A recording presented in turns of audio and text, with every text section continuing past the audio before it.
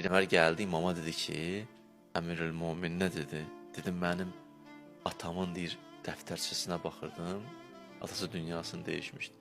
Baxdım, gördüm ki, onun qeyd dəftərçəsində sənin aton, Əbu Talib, 80.000 dirhəm mənim atama borclu olub.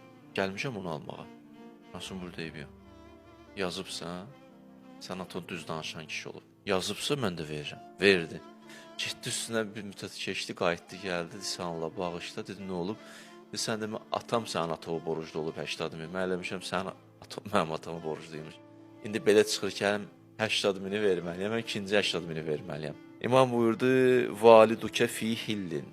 Aton ki, atama borcluydu, onu halal elədim. 80.000 ki, aton atama borcluydu, onu halal elədim, narahat olun. O ki, qaldı mən verdiyimə, vəlləzi qəbəstuhu minni, huvəllək. Da verdiyimizi də almarıq, o da sənin. Biz vermişik, almarıq. Əhl-i beyt bu.